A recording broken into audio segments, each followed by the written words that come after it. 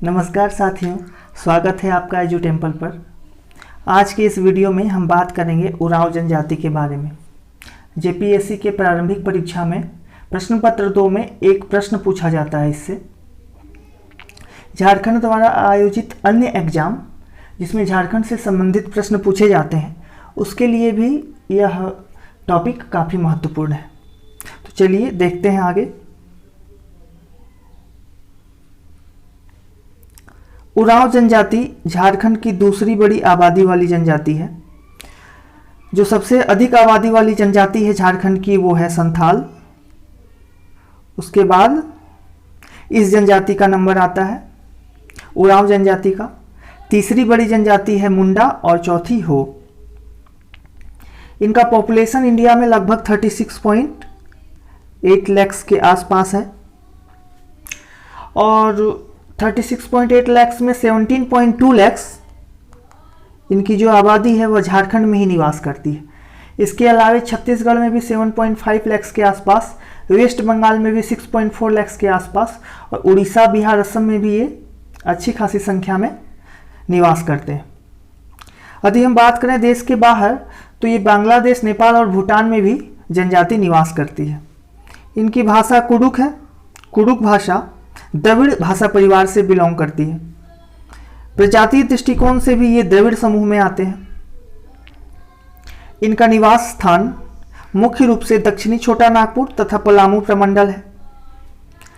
इनकी लगभग 90% आबादी जो है वो इसी दो प्रमंडल दक्षिणी छोटा नागपुर तथा परमाणु प्रमंडल में केंद्रित है।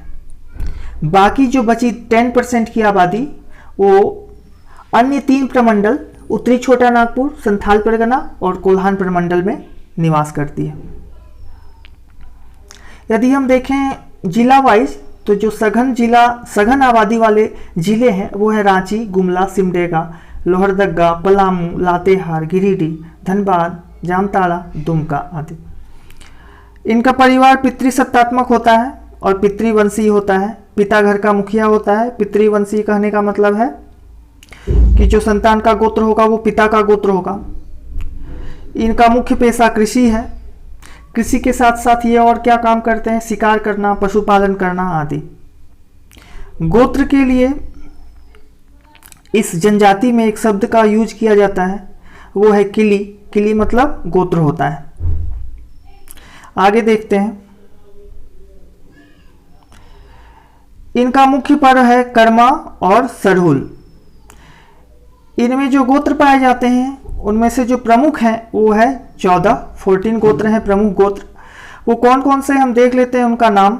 लकड़ा, रुंडा, तिरकी, टोप्पो, एक्का, गारी, किस्पोट्टा, केरकेट्टा, लिंडा, मिंज, कुजूर, बांडी, बेक और खलखो।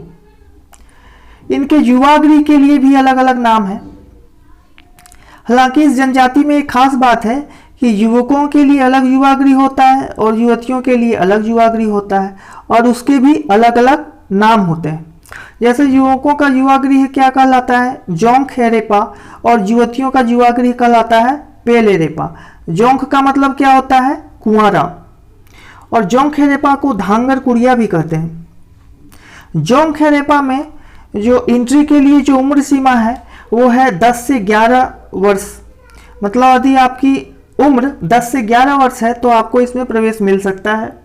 और जो एंट्री का प्रोसेस होता है वो एक दीक्षा समारोह का आयोजन होता है। या लगभग प्रायः सरहुल के टाइम में इस दीक्षा समारोह का आयोजन किया जाता है हर एक 3 वर्ष में और इसी के द्वारा जोंखरेपा में एंट्री मिलती है। युवतियों का जो युवागृह है वो पेलेरेपा कहलाता है। पेलेरेपा की जो देखभाल करता है उसको बड़की धांगरिन कहा जाता है और जिसके नियंत्रण में जो खेरेपा रहता है उसको महतो या एक दूसरा भी नाम है धांगर महतो। मतलब जो खेरेपा जिसके नियंत्रण में होगा वह व्यक्ति महतो या धांगर महतो कहलाएगा और युवतियों का युवागृह जिसके नियंत्रण में होगा उसको हम कहेंगे बड़की धांगरी। इनका जो इनके जो गांव का धार्मिक प्रधान होता है वो पाहन कहलाता है, और जो इनके गांव का मुखिया होता है वो महतो कहलाता है। आगे देखते हैं।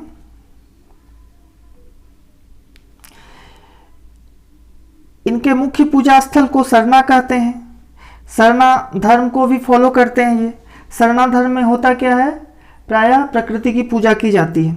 सबसे बड़े देवता को धर्मेश कहते हैं। धर्मेश को सूर्य के समान, सूर्य से तुलना की जाती है। इनके जो ग्राम देवता हैं उनको ठाकुर देव कहा जाता है। इनके जो कुल देवता हैं उनको पूर्वजात्मा कहा जाता है।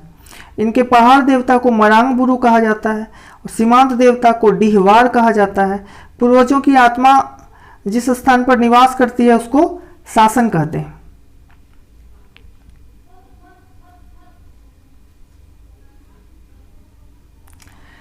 इनमें समगोत्री विवाह वर्जित है, मतलब समान विवाह में समान गोत्र में विवाह नहीं होगा।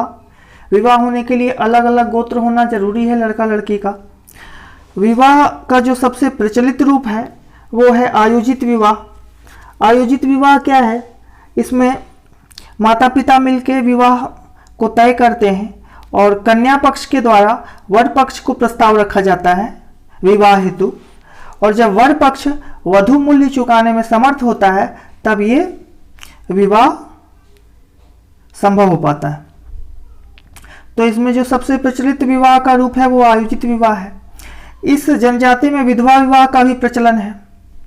इसमें एक और महिलाएं गोदना बहुत पसंद करती है, गोदना का प्रचलन है। महिलाएं अपने शरीर में गोदना गोदवाती हैं बड़े शौक से। और इस जनजाति में एक सहिया चयन समारोह का भी चलन है। सहिया चयन समारोह क्या होता है, इसमें ये एक्चुअली मित्र बनाने की एक परंपरा है। इसमें क्या होता है कि जो कुंवारा लड़का होता है वो किसी कुंवारे अन्य कुंवारे लड़के के साथ मित्रता स्थापित करता है, तो वो एक दूसरे के मित्र जब बन जाते हैं तो एक दूसरे को लाड़ या संगी कह के बुलाते हैं। वहीं जब कुंवारी लड़कियां एक दूसरे कुंवारी लड़की को मित्र बनाती है तो उसके लिए एक शब्द यूज होता है जिसको कहते हैं गोई या करमडार। तो एक दूसरे के लिए गोई हो जाती है, जो कुंवारी लड़कियां होती है एक दूसरे को गोई या करमडार कह के बुलाती हैं। इनकी जो शासन व्यवस्था है वह है पढ़ा पंचायत शासन व्यवस्था। पढ़ा पंचायत शासन व्यवस्था जो होती है उसमें एक्चुअली क्या होता है कि इनकी शासन व्यवस्था 3 स्तरों में काम करती है। शासन व्यवस्था 3 स्तर पर बंटी होती है। पहला जो होता है वो होता है ग्राम स्तर, दूसरा होता है पढ़ा स्तर, और तीसरा होता है पढ़ा दीवान स्तर। तो ग्राम स्तर पे तो आप जानते हैं कि जो प्रशासनिक प्रधान होता है वो महतो कहलाता है, और महतो का एक सहयोगी होता है जो महतो के कार्य में हाथ बटाता है, उसको माझी कहा जाता है। और जो धार्मिक प्रधान होता है इनके गांव का, पहले भी बता चुके हैं, वो पाहन कहलाता है, और पाहन का जो सहयोगी होता है उसको बैगा कहते हैं। बैगा का दूसरा भी नाम है जिसको वैद्या कह के बुलाते हैं। बैगा कहें या वैद्या सेम ही है। और ये तो हो गई ग्राम स्तर की बात। यदि हम पढ़ा स्तर, जो दूसरा स्तर है पढ़ा स्तर, उसकी बात करें तो पढ़े स्तर पे क्या होता है कि कुछ गांवों का समूह होता है। ये गांव के समूह मिलकर एक पढ़ा पंचायत बनाते हैं, और इन गांवों की संख्या कितनी हो सकती है, ये हो सकती है 5,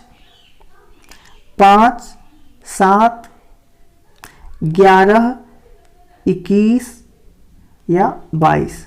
तो गांव के समूह या तो वो 5 हो सकते हैं, या 7 या 11 या 21 या 22 मिलकर एक पंचायत बनाएंगे जिसको कहेंगे पढ़ा पंचायत। और पढ़ा पंचायत का जो हेड होगा उसको कहेंगे हम पढ़ा राजा। और इस पढ़ा राजा से भी ऊपर एक पोस्ट होता है जिसको कहते हैं पढ़ा दीवान।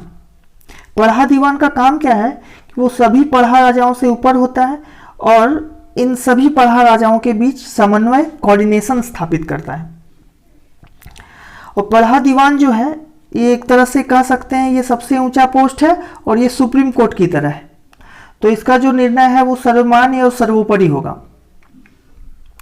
हालांकि पढ़ा पंचायत शासन व्यवस्था पर हमारे चैनल में पहले से ही वीडियो उपलब्ध है, यदि आप डिटेल में जानना चाहें तो वहां जा सकते हैं और वहां पर जाकर पूरी जानकारी प्राप्त कर सकते हैं।